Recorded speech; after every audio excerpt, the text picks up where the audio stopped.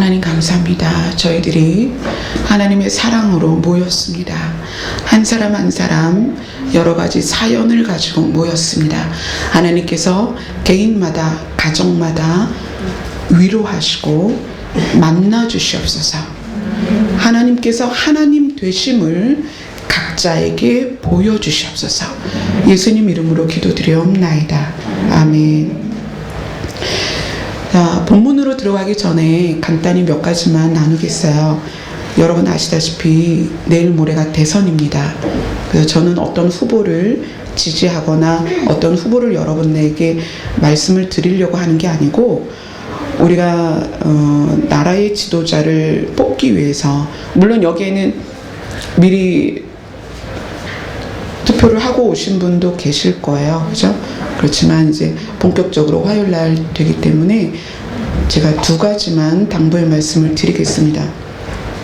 첫째는 후보자들의 공약을 보세요. 후보자들의 공약을 보시는데 주의해서 보셔야 될 것 하나는 동성애에 관련된 자세입니다. 자, 왜냐하면 제가 지난번에 동성애에 대해서 말씀을 드렸습니다. 대구로 이사 가신 어떤 교회 사모님이 계세요. 그래서 대구로 가게 되면 저하고 만나기가 힘드니까 이사 가기 며칠 전에 오셨어요. 그래서 대화를 나누는데, 대구로 이사를 가시면 자녀가 셋이 있는데 홈스쿨을 하겠다 그러셔요. 그래서 왜 그런가 했더니, 아이들이 이제 누리과정부터 해서 학교에서 배워오는 과정 안에 어떤 내용이 있냐면 동성애에 대한 거부감을 없애는 교육을 받고 있어요. 그래서 그 어린 자녀들이 5살, 6살, 7살 이렇게 어린 아이들이, 친구가 그 사모님 댁에 방문을 한 거예요. 친구들이 와서 아이들끼리 노는데 이런 얘기를 하더래요. 야, 이제는 결혼을 여자랑 여자가 해도 된대. 결혼을 이제 남자랑 남자가 해도 된대. 이게 6살, 7살 아이들 입에서 나왔다는 얘기예요. 그것을 아무렇지도 않게 그 아이들이 이야기를 하는 거예요. 그래서 사모님의 아이들이, 야, 그건 절대 안 돼. 우리 엄마 그러는데 여자, 남자 이렇게 결혼하는 거래. 그랬더니 그 아이들이, 아니야, 이제는 여자랑 여자랑 결혼해도 되고 남자랑 남자랑 결혼해도 된대. 여러분, 왜 우리가 지도자를 뽑을 때 이 동성애 관련된 차별금지법에 대한 자세를 봐야 되냐면, 개인의 권리가 보편적 가치를 넘어서면 안 됩니다. 무슨 얘기인지 아시겠죠? 여러분, 인권이라는 것은 개인의 권리를 지켜준다는 명목하에 보편적 가치를 무너뜨리고 있는 세상에 우리가 살고 있습니다.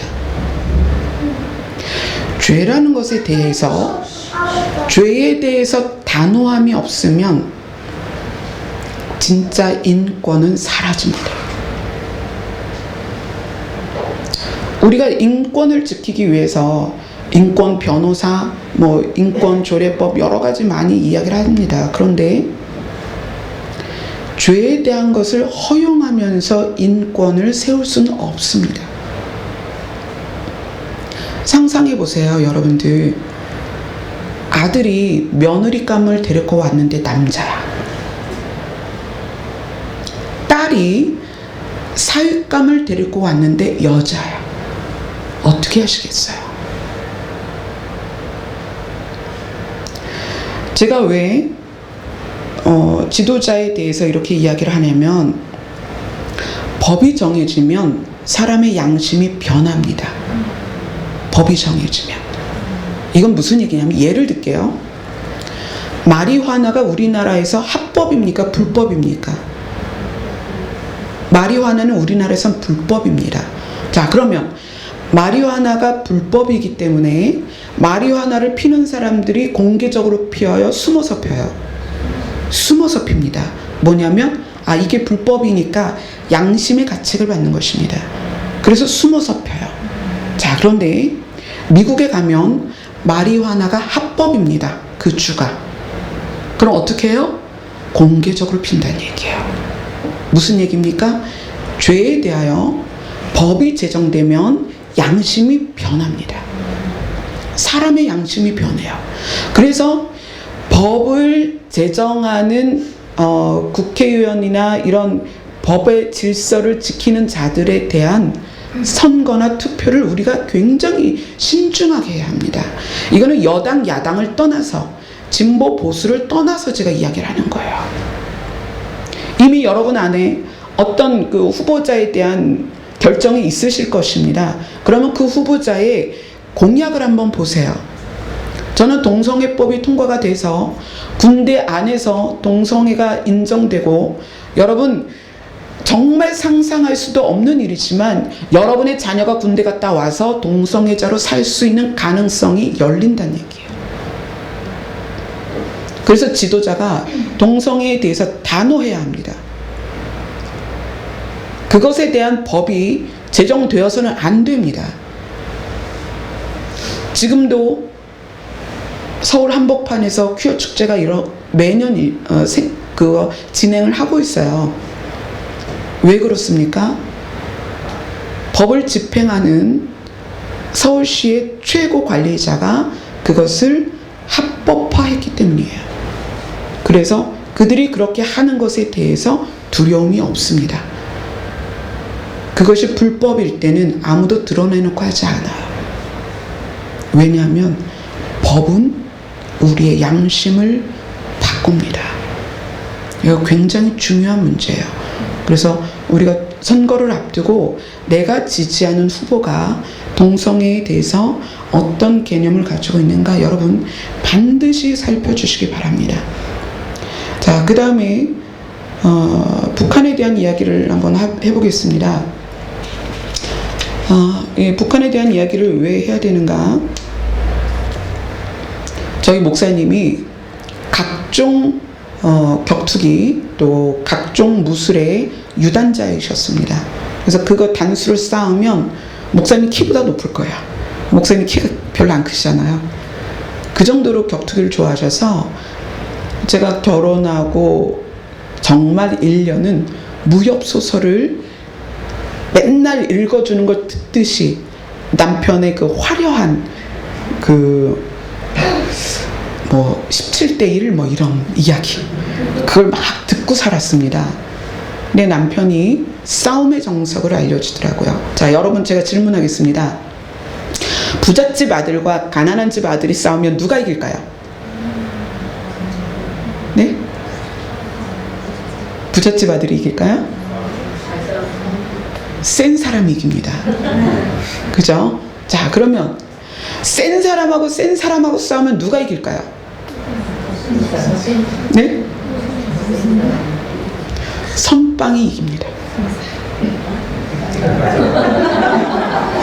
뭐요? 선제 공격이 이긴다는 얘기예요. 그게 싸움의 정석이에요. 저희 목사님이 그런 얘기를 해주셨어요. 키가 자칭 63? 제가 아닌 것 같아 그러면 조금 낮춰서 자칭 62 그랬습니다. 사실은 더 작았는데도 불구하고 구리시에서 청소년 시절에 그리고 청년 시절에 싸움으로 평정하신 분이에요. 그런데 그 싸움의 정석, 이기는 방법의 절대적인 조건이 선빵이다. 전문 용어죠, 선빵. 저도 남편한테 배웠습니다. 한 번은 진짜 권투 선수하고 싸움이 붙었는데 진짜 권투 선수한테 이길 방법이 없는 거예요. 그래서 그 권투 선수한테 다방에서 만나서 옥상에서 붙자 이랬대요. 그 목사님이 먼저 올라가고 그 권투 선수가 밑에서 올라오는데 뒤돌아치기로 선빵을 날린 거예요. 그 권투 선수가 계단에서 굴러 떨어져서 게임 끝. 그게 소문이 나가지고요. 구리에서 목사님을 건든 사람이 없대요. 그래서 제가 알았습니다. 선빵의 위력을. 자, 제가 이제 북한에 대해서 이야기를 합니다. 해방 이후에 우리나라가 70년 동안 대통령이 몇 사람이 지나갔을까요? 제가 어제도 이야기를 했었는데 제가 잘못 알고 8사람이라고 그랬는데 아니더라고요. 정확하게 몇 분이세요? 정확하게 11사람의 대통령이 지나갔습니다. 우리나라는. 그래서 대통령이 11분이 지나가면서 지금 19대 대통령을 뽑고 있어요. 그죠? 정권이 바뀌고 공약이 바뀌고 정책이 바뀌고 북한을 향한 자세도 여러 번 바뀌었었습니다. 그런데 북한은 1947년에 김일성이 북한에서 북조선인민위원회 위원장이 된 이후로 한 번도 정권이 바뀐 적이 없습니다. 북한은. 아들에게 손자에게 물려줬죠. 정권이 바뀐 게 아닙니다. 70년 동안 정권이 바뀌지 않았습니다. 그 얘기는 그들이 우리를 향한 자세는 바뀐 적이 없다는 얘기예요. 그죠? 그래서 우리나라는 반공 교육도 막 했다가 쌀도 퍼다 줬다가 소도 끌어다 줬다가 돈도 퍼다 줬다가 거기에 대학도 지어주고 병원도 지어주고 밥공장 지어주고 뭐 쌀공장 지어주고 막 그랬습니다. 그런데 북한은 6.25 전쟁 이후로 도끼 만행 사건부터 68년 1월 21일 청와대 습격 사건 그 이후로도 많았죠. 연평도 뭐 천안함 많은 사건이 있었습니다.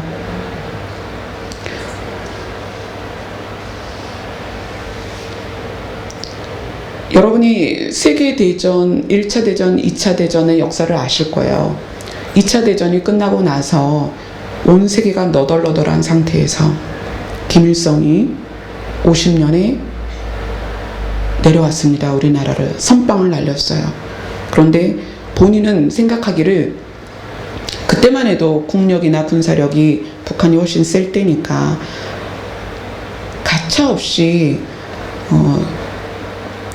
전쟁으로서 통일을 할 수 있다고 김일성은 생각을 했습니다. 그러나 1차 대전, 2차 대전으로 너덜너덜한 우리나라의 우방들이 그럼에도 불구하고 함께 그 전쟁을 동참을 해줬습니다. 그래서 결국 휴전선이 생기고 그런 역사, 분단의 역사가 생기긴 했지만, 자, 그러면 김일성은 그 다음에 뭘 생각했을까요? 야, 내가 이길 수 있었는데 졌어. 뭘 원할까요? 그 다음에 결정적인 선빵이 있어야 되겠구나요. 그리고 힘을 키워야 되겠구나. 그래서 김일성 이후 그 김일성 정부라고 그래야 되나요? 정권이 핵에 목을 매는 이유는 히로시마에 핵폭탄이 떨어진 것 때문입니다. 자, 그 역사를 한번 볼까요? 1945년 7월 16일 날 세계 최초로 미국에서 핵실험을 했습니다. 그때 그 핵 이름이 가제트예요. 여러분, 가제트라는 이름 되게 익숙하죠? 그 가제트라는 이름으로 핵실험을 했습니다.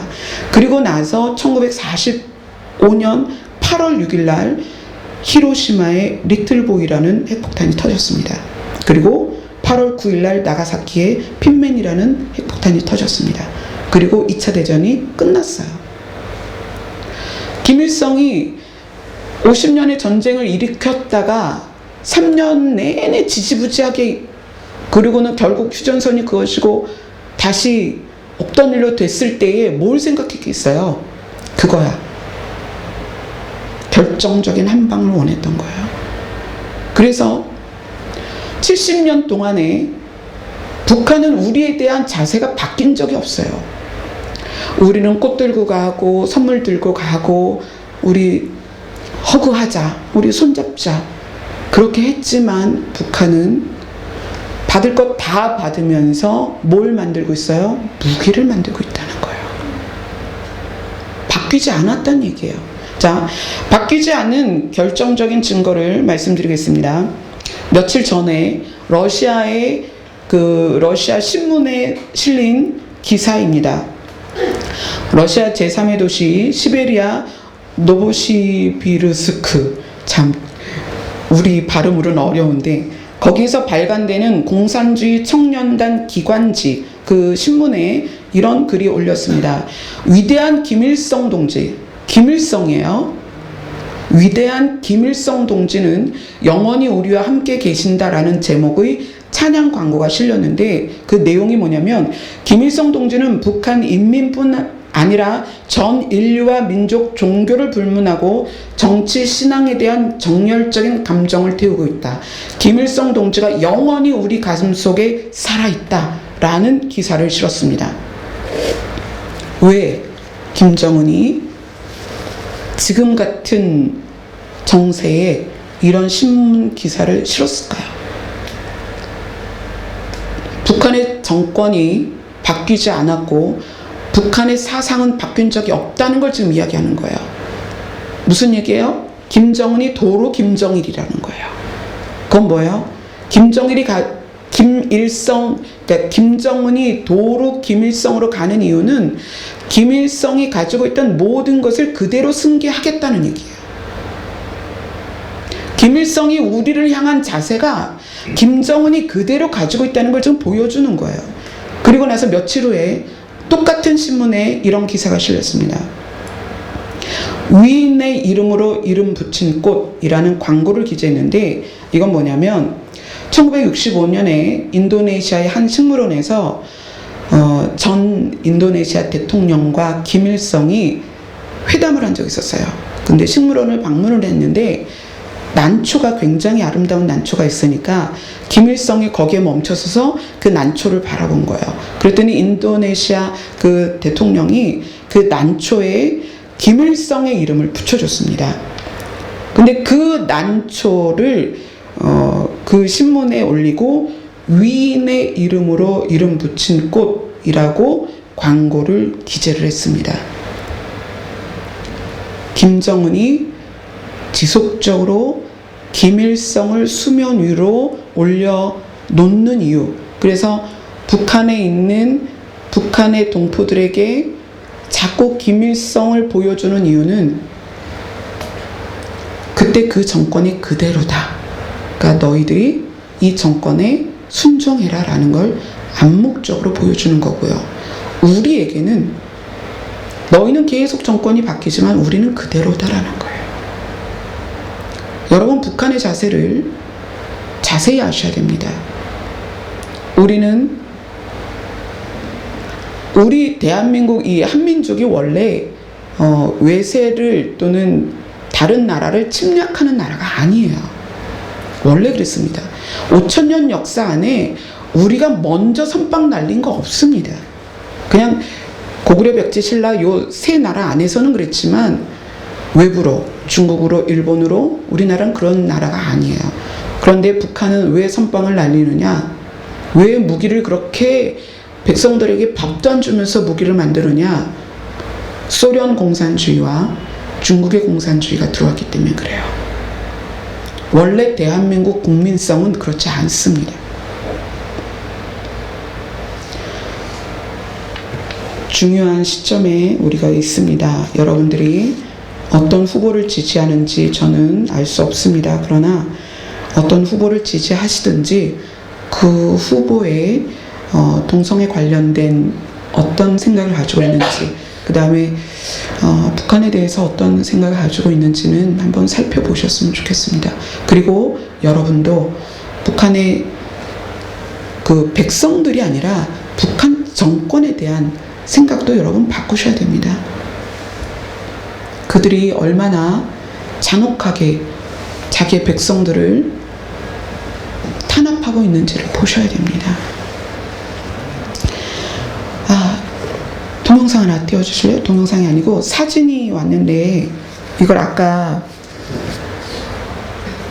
예배 전에 보려고 했었던 건데 예쁜 아기가 왔죠. 오늘 새벽에 사진이 왔어요. 이 아이가 누구냐면 2016년 10월 27일 날 두 번째 심장 수술한 아나라는 아기예요.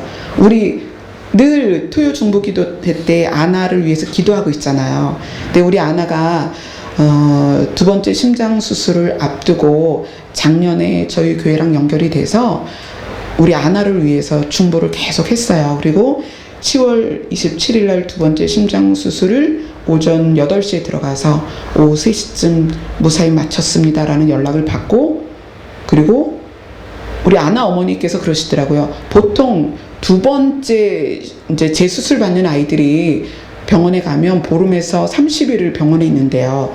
그래서 그만큼을 준비하고 병원에 들어갔는데 얼마 만에 태어났다고 그랬어요? 일주일 만에 태어났어요. 일주일 만에 재수술을.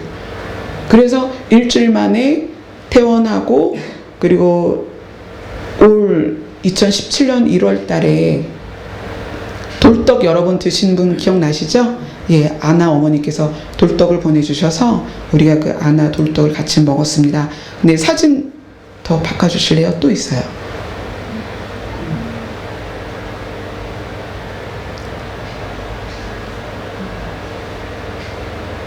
예, 우리 아나가 앞으로 크는 과정에서 다시 수술하지 않도록 우리 아나를 위해서 격려의 박수 좀 불러주세요.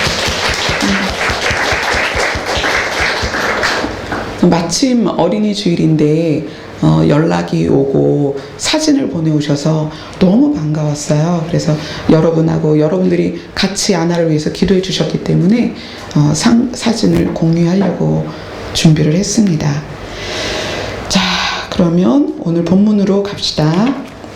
창세기 2장입니다.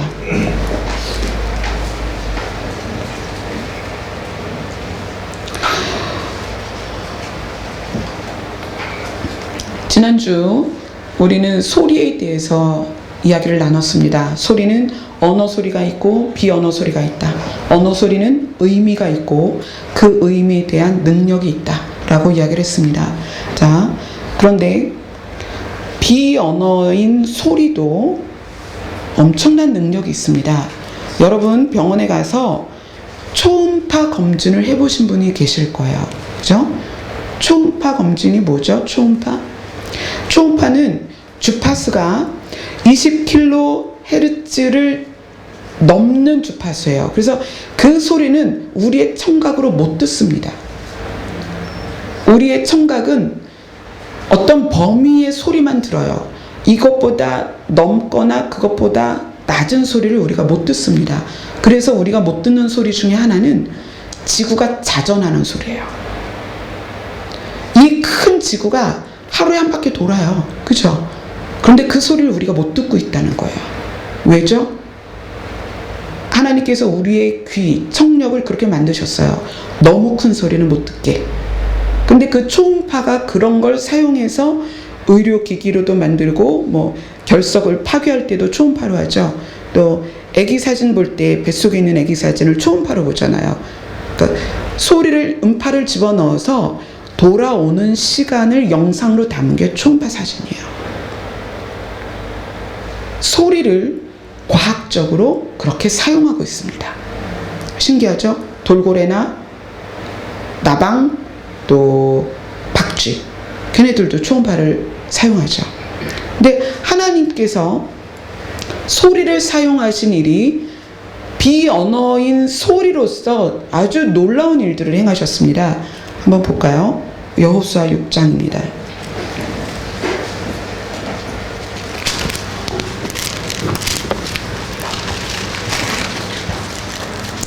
구약성경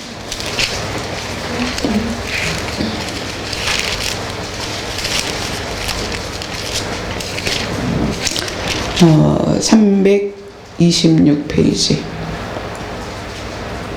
여호수아 6장 2절부터 5절까지입니다. 여호수아 6장 2절부터 5절까지 하나님께서 소리를 어떻게 쓰셨을까요? 자, 같이 읽겠습니다. 시작.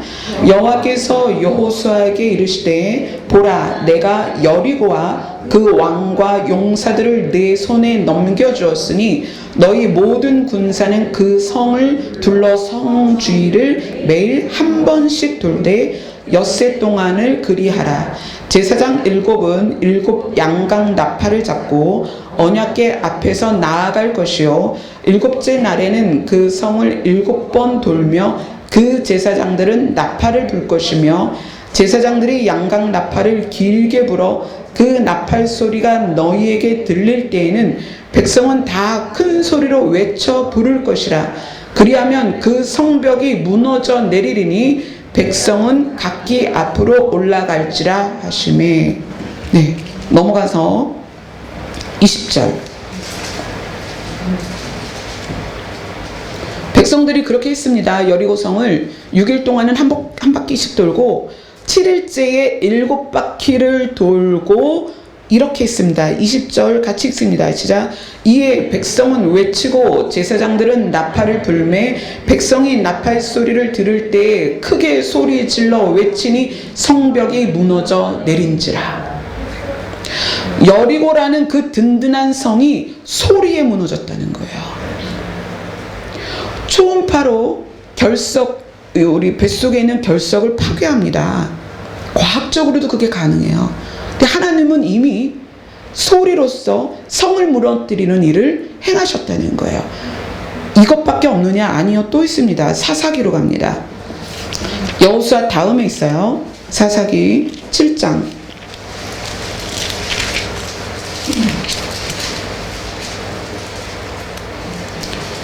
7장 16절부터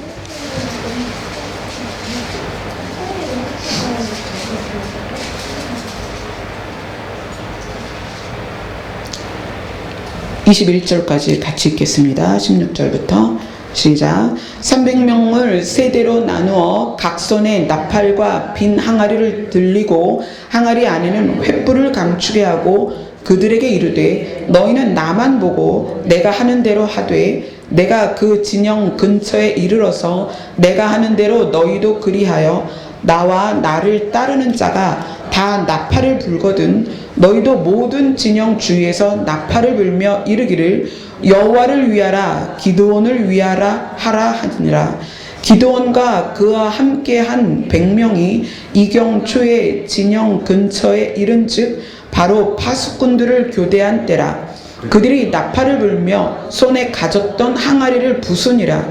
세대가 나팔을 불며 항아리를 부수고 왼손에 횃불을 들고 오른손에 나팔을 들어 불며 외쳐 이르되 여호와와 기드온의 칼이다 하고 각각의 제자리에 서서 그 진영을 에워싸매 그 온 진영의 군사들이 뛰고 부르짖으며 도망하였는데.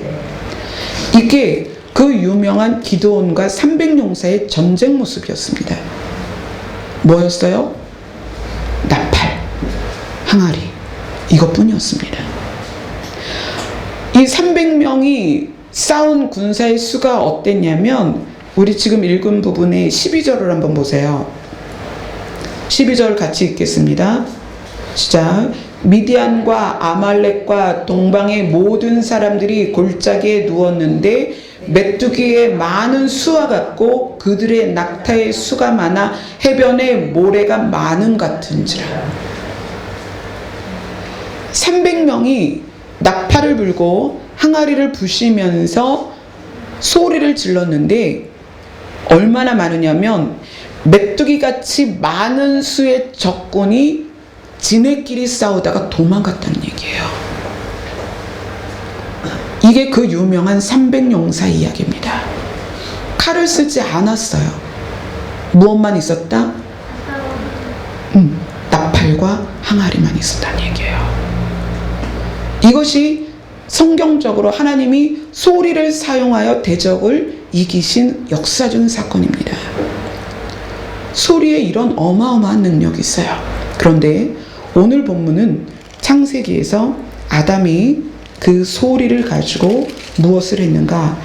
창세기 2장 19절을 제가 읽겠습니다. 여호와 하나님이 흙으로 각종 들짐승과 공중의 각종 새를 지으시고 아담이 무엇이라고 부르나 보시려고 그것들을 그에게로 이끌어 가시니 아담이 각 생물을 부르는 것이 곧 그 이름이 되었더라. 오늘 제목처럼 곧 그 이름이 되었더라. 자, 이것이 왜 중요한가? 아담이 하나님께서 흙으로 빚어서 만들어 놓은 생물체, 동물에 대해서 그 동물이 아담 앞을 지나갈 때마다 아담이 그에게 정체성을 넣어준 거예요. 우리가 사람의 이름을 지을 때 부모가 그렇습니다. 자녀를 낳게 되면 낳기 전에 태명을 짓고 바람이 있어요. 이 아이는 이랬으면 좋겠다. 그리고 태어나면 이름을 짓습니다. 이름을 지을 때 어떤 마음으로 지어요? 이랬으면 좋겠다. 그게 뭐예요? 그 아이의 정체성입니다. 근데 아담이 수많은 동물들이 지나갈 때마다 그 동물들에게 정체성을 불어넣은 것입니다. 그런데 그 정체성을 불어넣은 동물들이 그 정체성을 그대로 소유했다는 거예요. 그 내용이 뭐냐면 아담이 각 생물을 부르는 것이 곧 그 이름이 되었다라는 거예요. 소는 소대로, 돼지는 돼지대로 그 모양대로 지나갔을 거예요. 그런데 아담이 그 동물 하나하나를 볼 때마다 얘는 이랬으면 좋겠어. 얘는 이랬으면 좋겠어. 그리고 이름을 붙였다는 거고요. 그 이름을 붙인 정체성대로 그 동물이 살았다는 거예요. 그래서 본문에 곧 그 이름이 되었더라. 자, 아담이 정체성을 그 동물들에게만 준 것이 아닙니다. 오늘 본문에 보면 23절에 아담이 이르되 이는 내 뼈 중에 뼈, 살 중에 살이라. 이것을 남자에게 취하여 쓴즉 여자라 부르리라. 아담이 자기의 갈비뼈로 만들어진 여자를 보고 아담이 정체성을 준 거예요. 여자라고. 이는 연약한 내 뼈고 내 살이고 내 일부다. 뭐예요? 내가 돌봐줘야 될 대상이다 라는 정체성을. 그래서 여자에 대한 정체성을 또 한 군데에서 이야기를 합니다. 어디냐면 창세기 3장 20절에 3장 20절을 같이 읽어볼까요? 창세기 3장 20절 같이 읽습니다. 시작. 아담이 그의 아내의 이름을 하와라 불렀으니 그는 모든 산자의 어머니가 됨이더라. 하와라는 이름을 누가 붙여줬어요? 아담이. 그래서 하와가 생명을 낳아서 대를 이어주기를 누가 바랬다? 아담이 바랬다는 거예요. 하와라는 뜻이 생명이라는 뜻이거든요. 그래서 아담은 내 아내가 계속 생명을 낳아서 생명의 근원, 어머니가 되었으면 좋겠다. 이렇게 하와라는 이름을 불러줬습니다. 그래서 여자의 정체성, 그 안에 뭐가 포함되는 거예요? 어머니가 되는 것이 포함되어 있는 거예요. 그럼 이것이 왜 중요한가? 말에 능력이 있다는 거예요. 여러분이 입으로 내뱉은 말들은요, 절대로 사라지지 않습니다. 세상에선 그걸 뭐라고 얘기해요? 말이 씨가 된다. 말이 씨가 된다는 거예요. 포도씨를 심으면 당연히 포도나무가 생겨서 거기에 포도 열매가 열립니다. 호박씨 심었는데 수박 나는 거 보셨어요? 그렇지 않습니다. 옥수수 알갱이 뿌리면 당연히 거기에서 옥수수 나무가 나는 거예요. 옥수수 열매가 열리는 것입니다. 왜 우리가 지난 시간에 언어의 소리의 능력의 이유는 하나님이 그 언어를 주셨을 때, 그 소리를 주셨을 때 하나님으로부터 시작한 언어들은 능력이 있다라고 얘기했는데 왜 아담의 언어에 이런 능력이 있을까요? 왜 사람의 말이 뿌려지면 그대로 열매를 맺을까요? 그 해답을 예수님은 이렇게 말씀하셨습니다. 내가 너희를 신이라 하지 않았느냐. 어디에 나와요? 마태복음에 나옵니다. 요한복음에 나옵니다. 요한복음 10장에 예수님이 그렇게 말씀하세요. 너희를 신이라 하지 않았느냐. 자, 왜 예수님은 우리를 신이라 불렀고 아담으로부터 우리에 이르기까지 우리가 내뱉은 말의 능력이 있을까요? 아담이 모든 생물의 정체성을 정해준 것처럼 우리가 우리의 입으로 내뱉은 것은 반드시 그렇게 이루어집니다. 왜 그럴까요? 예수님이 정답을 말씀하셨어요. 내가 너희를 신이라 하지 않았느냐. 왜 우리가 신인가? 우리 안에 영이 있기 때문에 그래요. 우리가 죽습니까? 죽습니다. 진짜 죽습니까? 아니요. 우리의 육만 죽는 거예요. 우리의 영혼은 반드시 가야 할 곳을 갑니다. 그래서 예수님이 우리 보고 내가 너희를 신이라 하지 않았느냐라고 말씀하시는 거예요. 육은 죽지만 우리의 영혼은 죽지 않는 존재예요. 우리는 영원히 사는 존재입니다. 영원히 사는 존재이기 때문에 예수님이 내가 너희를 신이라 하지 않았느냐라고 이야기를 하시는 거예요. 우리의 영이 어디로부터 왔습니까? 하나님께로부터 왔습니다. 하나님께로부터 온 영이 우리 안에 있기 때문에 우리가 우리의 입으로 내뱉은 말들이 열매가 되는 것이고 씨가 되는 것이에요. 그대로 이루어집니다. 가정의 달이에요. 여러분, 여러분의 입술에 어떤 말들이 있습니까? 여러분이 아내를 향하여, 남편을 향하여, 자녀를 향하여, 부모를 향하여 만약에 비판하고 정죄하고 저주를 품는다면 그것이 열매를 맺을 것입니다. 여러분이 만약에 그 입술로 아내나 남편이나 부모나 형제나 자녀에게 복을 빌면 그 복의 열매를 맺게 될 것입니다. 반드시 우리 입에서 나온 말의 의미대로 이루어집니다. 예전에 어떤 엄마하고 대화를 하는데 그 엄마가 그러세요. 딸아이가 엄마가 혼내면 집을 안 들어온대요. 초등학생인데 맨날 밖에서 안 들어오고 막 깜깜할 때 이제 엄마가 찾으러 가야 엄마 손에 이끌려서 들어오는 거예요. 그래서 얘기를 듣다가 제가 그랬어요. 집사님 혹시 아이한테 화나면 나가 그런 소리 안 하세요? 그랬더니 맞다고. 딸한테 제일 많이 하는 말이 나가라는 말이는 거예요. 그 나가라는 말을 계속 들은 아이가 엄마에게 혼나면 어떻게 하는 거예요? 나가는 거예요. 그리고 자기는 이 집에서 나가야 되는 존재로서 정체성이 세워진 거예요. 어떻게 돼요? 들어오는 게 겁나는 거예요. 집이라는 곳이 내가 들어와야 되는 곳이 아니라 나가야 되는 장소인 거야. 그러니까 혼나고 잘못하고 엄마랑 갈등이 있으면 집에 못 있는 거예요. 나가는 거예요. 이게 바로 우리 말의 능력입니다. 자, 잠언을 한번 보겠습니다.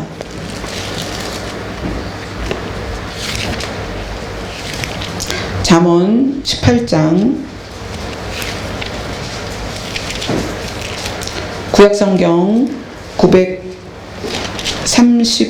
931페이지나 30페이지 정도에 있을 것입니다.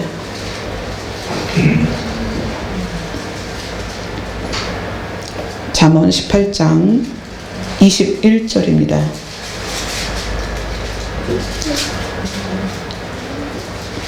잠언 18장 21절 같이 읽겠습니다. 시작. 죽고 사는 것이 혀의 힘에 달렸나니 혀를 쓰기 좋아하는 자는 혀의 열매를 먹으리라.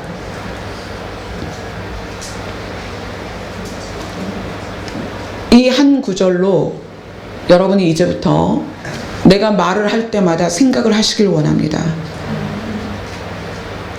죽고 사는 것이 혀의 힘에 달려있다.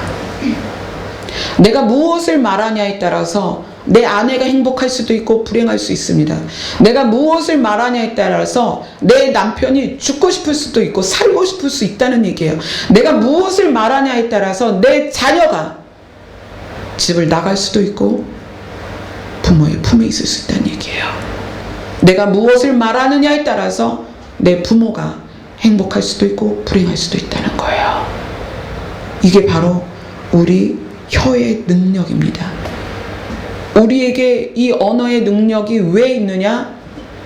우리 안에 하나님으로부터 출발한 영이 우리 안에 있기 때문에 그래요. 그리고 또 한 가지 이유가 있습니다. 잠언 16장 1절입니다. 16장 1절 같이 읽겠습니다. 마음의 경영은 사람에게 있어도 말의 응답은 여호와께로부터 나오느니라. 하나님께서 우리에게 약속하신 게 뭐가 있냐면, 너희의 말이, 여러분이 입으로 뱉은 말이 하나님의 귀에 들린 대로 내가 시행하겠다. 내가 응답하겠다. 여러분이 저주를 품으면, 그래서 그 저주를 입 밖으로 내면 그 저주가 적용이 됩니다. 상대를 죽인다는 얘기예요. 그런데 상대만 죽이는 게 아니라 내가 내 말로써 상대를 죽인 거에 대한 값을 내가 치르게 됩니다. 여러분이 여러분의 혀로, 여러분의 입술로 무슨 말을 가장 많이 하십니까? 여러분, 초등학교 자녀들이 있으면 그 아이들이 입에 달고 있는 욕을 한번 보세요. 그 욕을 인터넷 들어가서 욕의 뜻을 한번 찾아보세요. 기가 막힌 욕들이 많습니다. 여기 앉아 계신 분들도 혹시 욕을 하신다면 그 욕의 뜻을 알고 하십니까? 엄청난 욕이 많습니다. 그런데 사람들이 그 욕을 그냥 하죠. 자, 말의 응답이 여호와께로부터 옵니다. 우리가 내뱉은 말들이 반드시 열매를 맺는다는 얘기예요.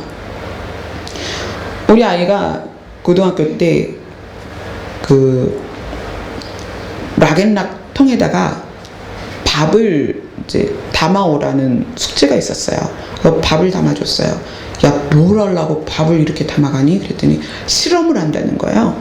락앤락 통 2개에다가 이름을 써놓고 하나는 X, 하나는 동그라미 이렇게 표를 해놨어요. 그리고 뭘 했냐면 동그라미 표에다가는 밥인데 밥에다가 칭찬을 하고 사랑해, 좋아해, 고마워 그런 말을 하는 거예요. 그리고 X표에다가는 미워, 너 싫어, 너 나빠, 너 죽었으면 좋겠어 막 이런 말을 하는 거예요. 여러분, 자녀들이 있으면 그런 실험 들어보신 적 있을 거예요. 그리고 일정 기간을 그렇게 하는 거예요. 그랬을 때 밥의 변화를 보는 겁니다. 똑같은 날 지은 밥인데 곰팡이가 달라요. 곰팡이 정도가 달라요. 일본의 어떤 사람이 책을 냈는데 물의 결정체, 얼음의 결정체를 말로써 어떻게 변하나를 실제적으로 찍어서 책을 만들었어요. 욕을 먹은 물과 칭찬과 사랑의 말을 들은 물이 결정체가 바뀐다는 거예요. 얼음의 결정체도 바뀝니다. 그 얘기는 뭐예요? 눈에는 보이지 않지만 내 입에서 떠난 말이 능력이 있다는 거예요.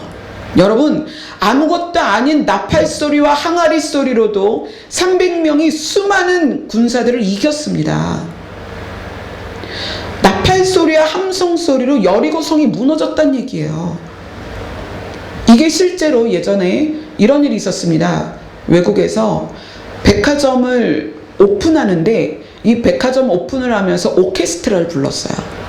그리고 오케스트라가 축하 공연을 빵 하고 시작하는데 백화점이 무너졌습니다. 그게 해외 토픽에 나온 기사예요. 그래서 그 백화점이 무너진 상태에서 오픈하면서 무너졌으니까 원인을 찾을 거 아니에요. 부실공사도 안 했고 분명히 설계도대로 했는데 이 백화점이 왜 무너졌느냐? 결론이 뭔지 아세요? 오케스트라의 연주예요. 그 소리가 기가 막힌 각도로 때려서 무너져 버린 거예요. 이게 실제로 해외 토픽에 올라온 기사예요. 의미가 없는 소리조차도 이렇게 엄청난 능력이 있는데, 여러분, 이 마음에 있는 의미를 담은 말이 아무것도 아니라고 생각하세요? 자녀들에게 한 저주가 자녀들의 평생을 좌우합니다. 저희 목사님이 죄송합니다. 천국에 계신데 자꾸 목사님 얘기하니까 목사님이 주일마다 궁금하실 거예요. 저희 목사님이 막내세요. 그래서 사랑을 많이 받고 보살핌을 많이 받았으니까 자존감이 되게 높아야 되는데 그렇지 않았어요. 그래서 결혼한 다음에 목사님의 자존감이 왜 높지 않은가, 왜 분노가 있는가를 한번 깊이 대화를 나눈 적이 있었어요. 근데 목사님이 원인을 찾다가 이런 얘기를 하더라고요. 내가 어렸을 때부터 작은 형을 되게 좋아했다는 거예요. 우리 둘째 아주버님이 되게 똑똑하시고 공부도 잘하시고 지금도 사업을 되게 크게 하세요. 그런데 우리 목사님이 작은 형을 되게 좋아했는데 그 작은 형이 막내를 뭐라고 불렀냐면 뻘이라고 불렀대요. 뻘이. 자, 의미는 없는데 뻘이라는 걸 딱 들었을 때 어떤 느낌이 드세요? 바보 같다는 느낌이 들잖아요. 그러니까 형이 동생한테 맨날 뻘이라고 부른 거예요. 좀 동생이 늑대고 어벙벙하다고 뻘이 이렇게 부르는데 자기는 그게 평생에 그렇게 상처래요. 형이 자기를 그렇게 불러서 아, 나는 바본가 보다 그랬다는 거예요. 근데 어느 날 형이 친구들을 막 이제 중학교 동창, 고등학교 동창들을 데리고 왔는데 그 친구들이 목사님을 부를 때 종원아 부른 게 아니고 야 뻘이 이리 와봐 이렇게 했다는 거예요. 동네에서 친구들이 다 뻘이라고 불렀대요. 그래서 목사님이 어린 시절에 이렇게 청소년기를 지나면서 그 말로 인한 상처, 아 나는 뻘인가 보다, 나는 사람들한테 그렇게 불리는 존재인가 보다, 이것 때문에 너무나 낮은 자존감과 분노가 쌓였어요. 그래서 어느 날 자기 형 다리를 이빨이 몇 센치 들어가게 물었다 그러더라고요. 너무 화가 나서 동생을 뻘이라고 부르는 것 때문에. 근데 그것을 평생 상처로 안고 있었어요. 근데 그것이 이제 결혼해서 그 상처가 또 대물림 되더라고요. 그러니까 어떤 거냐면 상처를 받고 그 안에 열등감, 또 낮은 자존감, 또 그 분노, 이것이 있다 보니까 자녀가 태어났을 때 그 자녀의 연약함을 이렇게 감싸주는 게 아니라 정죄하고 비난을 하게 되는 거예요. 그래서 저희 아이들이 여자아이들인데 굉장히 주눅들고 내성적이고 표현을 못하고 말도 못하고 큰아이가 좀 그렇게 자랐어요. 둘째 때는 목사님이 안 그랬는데 첫째 때는 좀 그런 게 있으셨어요. 오늘 이 언어의 소리, 말에 대해서 여러분 심각하게 생각하셔야 됩니다. 여러분의 말 한마디로 자녀는 평생 상처를 안을 수 있어요. 여러분의 말 한마디로 아내나 남편이 죽고 싶을 수 있습니다. 여러분의 말 한마디로 부모가 인생을 포기하고 싶을 수도 있습니다. 그리고 여러분의 말을 어떻게 뿌렸느냐에 대해서 하나님은 그 말을 들으시고 반드시 실행하시고 반드시 그